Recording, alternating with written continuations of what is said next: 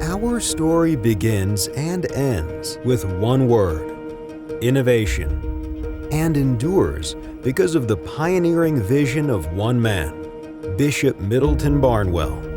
His courage to introduce something new at a time when our nation faced some of its most significant challenges is what connects us through the advancement and evolution of this place, known today as Boise State University.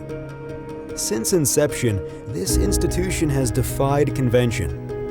Over the decades, we developed a tradition of always demanding newer and bigger challenges, and always innovating. What's it like in Boise, Idaho? Well, one of the answers is you're at the cutting edge of innovation. So much so that today, Boise State University stakes its claim on being one of the fastest growing research and doctoral institutions in the nation. And it all arose from humble but determined beginnings.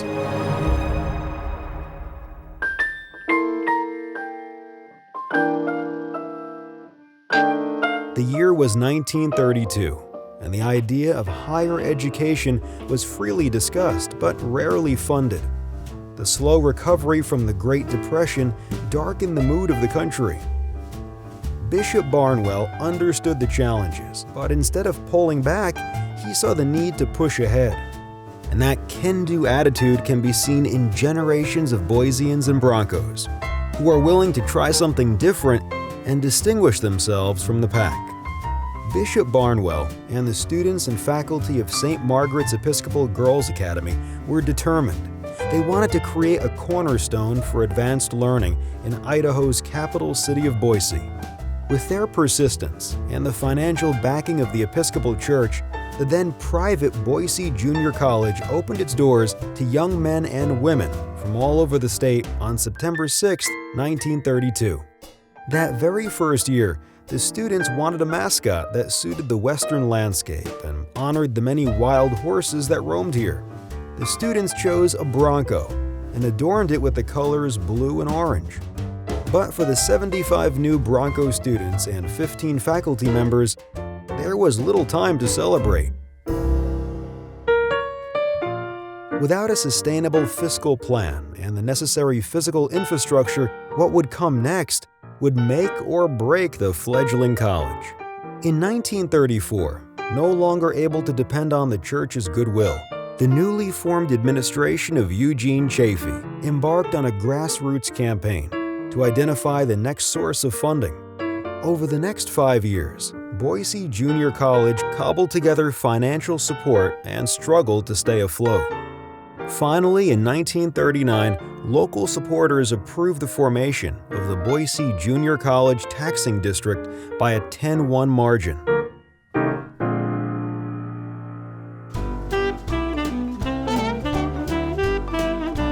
With a doubling enrollment expected in the fall of 1939, the institution needed to find a more permanent home for its growing student population and expanding curriculum. It was the 100-acre parcel of land, home to the original Boise Airport, which proved the best solution. Located along the Boise River, just south and adjacent to the expanding downtown area, this tract of land was accessible by car and bus from farms and rural communities. The administration building was one of the first to rise on the Boise Junior College campus. In the early days, 2-year degrees provided the most opportunity for both the students and the local business community. President Chafee wanted the college to become fully accredited on a national level. In April of 1941, BJC had finally won scholastic recognition and became a fully accredited public college. In 1945, an influx of young war heroes returned to Idaho with renewed interest in their education and their futures. With that momentum, President Chafee and his staff set to work to provide a successful blueprint for expanding Bishop Barnwell's dream. The 1950s experienced significant changes brought about by the improvements of the physical campus. The grounds of the college swelled with construction of new facilities for the growing student enrollment. It cannot be overlooked that during these years, the growth of the facilities was due in large part to the support of the Boise public. Time and time again, voters supported and citizens believed in the need for advanced education in this region. Boise State had to get real creative about raising funds, and they've engaged the public, and the public's been willing to help them. From then on, the school would keep pace with the growing number of students.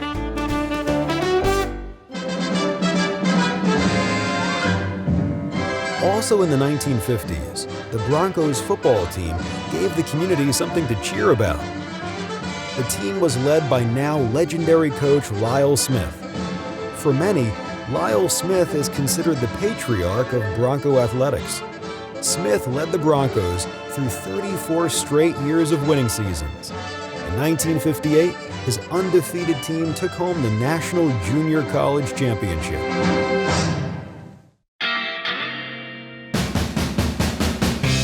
The 60s and 70s saw the Broncos once again embrace change to reach new heights.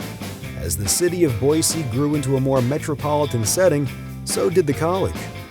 With more than 30,000 citizens in the area, local businesses and residents became more involved in campus athletics and cultural arts.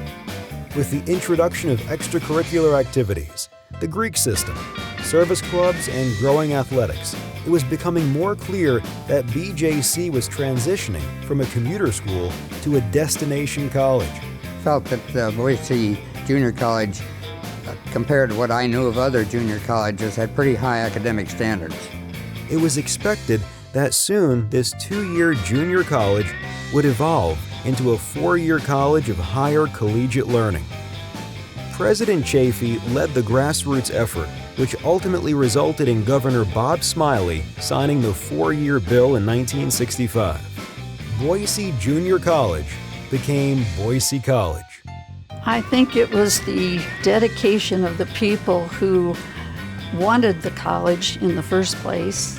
Those people really loved this college, and I'm sure that the faculty had a big part in that. There just was a loyalty to the university that just kept everything alive and made it work. In 1967, the faculty and students would congratulate the first recipients of Boise College baccalaureate degrees. That same year, with a growing number of graduates, the college would form an alumni association. Vivian Klein was hired to reach out to members. They handed me a shoebox full of little index cards that they had kept track of with names and addresses and years that the year that they graduated. And that was the nucleus for the beginning of the alumni list. It was about this time when Dr. John Barnes arrived as the school's 3rd president. Barnes quickly set to work innovating and strengthening all aspects of the school. Through his leadership, he increased faculty competencies, library resources, and community support. He received a green light from the Board of Education to start graduate-level programming in 1970. Dr. Barnes oversaw the expansion of the school's footprint southward to include more land for student housing. He introduced the concept of student fees. He further developed and instituted the Honors College, which provided innovative teaching practices, and it was under his supervision that the student athletics began to thrive on a national scale by establishing the Bronco Athletic Association. In the middle of all of this progress and advancement, Dr. Barnes led this growing and exceptional college to what had been its ultimate goal for the last 4 decades. In 1974, Governor Cecil Andrus signed legislation making Boise State a university.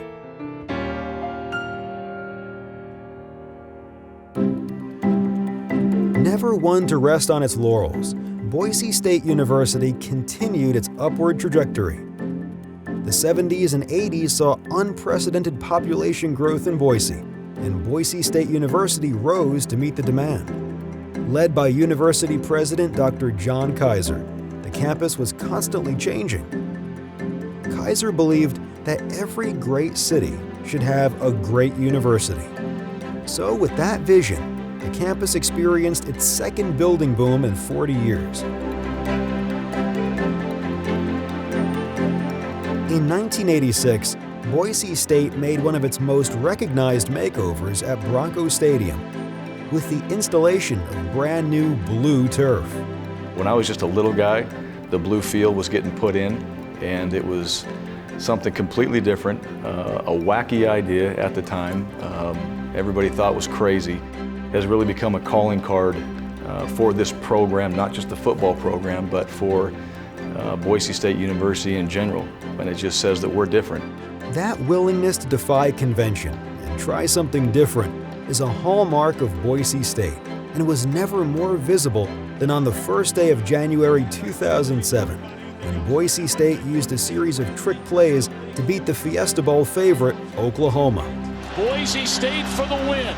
They hand it off to Johnson. Boise State has won the Tostitos Fiesta Bowl. Can you believe it? The 2007 Fiesta Bowl takes its place as one of the greatest college bowl games ever played. But more than a game, it was a testament to the spirit of this university. A university where it can be argued that anything is possible, even the impossible. This place has continued to push the envelopes. It's growing, it's developing. It continues to show how it wants to have success in all areas. Now in the national spotlight, the university embraced the challenge to transform its academics. The 1990s saw the expansion of academic offerings with Dr. Charles Rook, Boise State's 5th president, conferring the very first doctoral degrees in 1997. And in his first year as president, Dr. Bob Kustra set the next course for Boise State. I will bring with me to work each day a passion and an excitement for the opportunity to work alongside such dedicated and committed colleagues and to be within reach of distinguishing this young university as one of the finest metropolitan research universities in the nation. Since 2003, the students and faculty have risen to meet that challenge. The university more than doubled its graduate offerings, expanded PhD and research programs, and attracted high-quality students from around Idaho and far beyond with programs like our Honors College. Also in this decade of growth and expansion, the university continued to develop philanthropic partnerships with alumni and community businesses to invest in academic and athletic facilities throughout the campus, including additional financial support for student-centered programs and scholarships. I think I take inspiration from how Boise State is moving and growing into a bigger, more notable force in the college world. And with that, I'm growing and becoming a better entrepreneur, a better student, a better engineer. In 2015, Boise State University launched the College of Innovation and Design. This unique program reinvents learning, teaching, and research for the modern economy. And to further enhance Boise State's role in Idaho, the School of Public Service was reinvented to more closely align community partners with our mission as a metropolitan university. The future remains full of promise for Boise State University. As proof, in 2016, with its trademark can-do attitude, the university achieved Dr. Kustra's early challenge. Boise State University is now classified as a doctoral research university by the Carnegie Foundation. And just as it was in Bishop Barnwell's day, innovation continues to be the driving force behind everything we do. You can bet Boise State University will continue to build. The university now confers more undergraduate degrees annually than any other university in Idaho, and is committed to innovative approaches aimed at ensuring our graduates have the knowledge and skills to succeed far beyond the diploma. The legacies of our leaders, the community support, the alumni and friends, and so many others are all around us. They have created the foundation for us all to succeed as we continue to grow, prosper, and innovate at Boise State University.